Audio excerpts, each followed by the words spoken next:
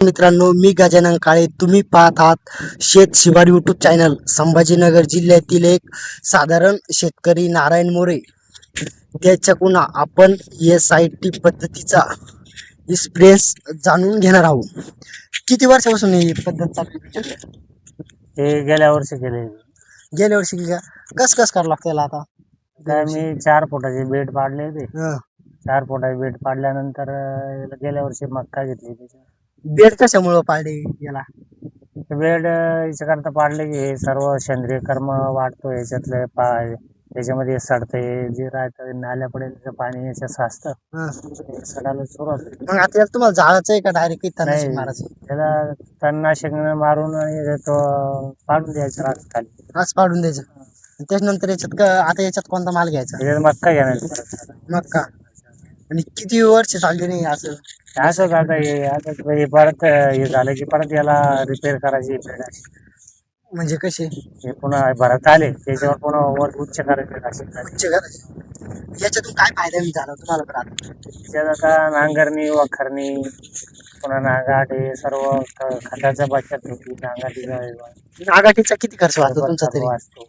नागाटीचा किती खर्च वाचला नांगारीचं कमी तर 10-15 हजार रुपये असते आमच्याकडे आता? हा.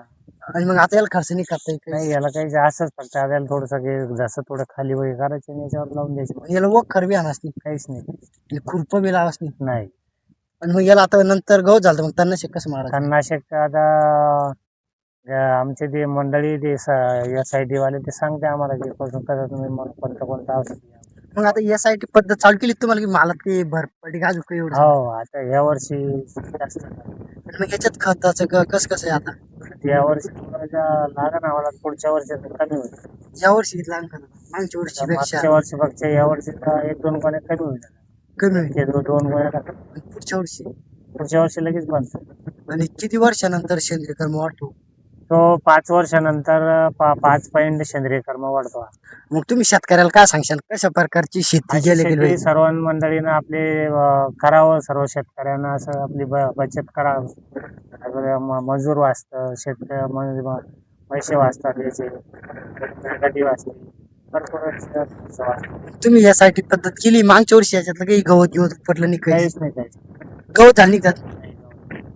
मग जमिनीत गवत कशामुळे होतं? आपण जेव्हा नागर मारतो ना त्याच्यामुळे गवत होतं. कसं गवत हे आपण जर खालीवर जमीन करू खाली गवत बी जायला असं वर येतं खाली त्याच्यामुळं गवत उगत राहतं. मग आता असं हलवलंच नाही याला तर गवत उगत नाही. मग यंदा गवत उगवलं नाही?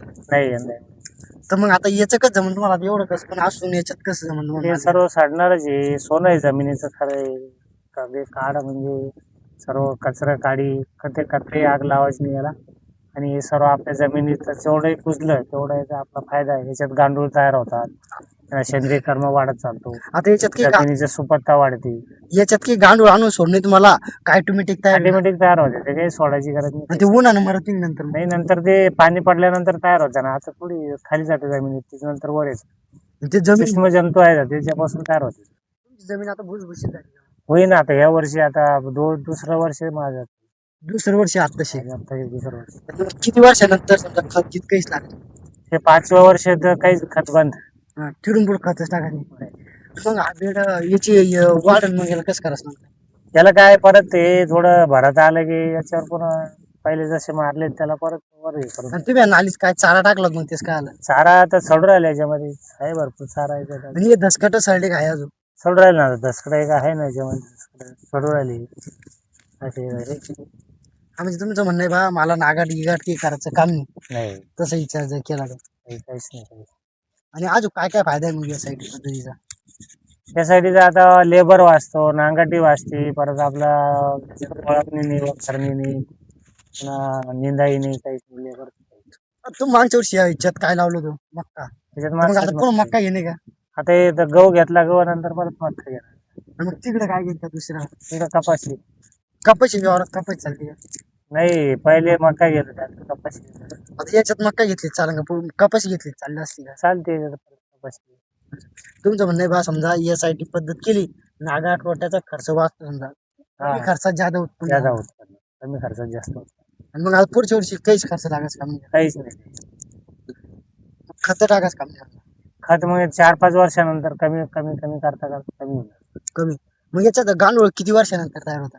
केलं की या वर्षी आता सुरू होईल गांडूळ व्हायला. ते मात्र त्यांचं खाद्यच आहे गांडुळांचं.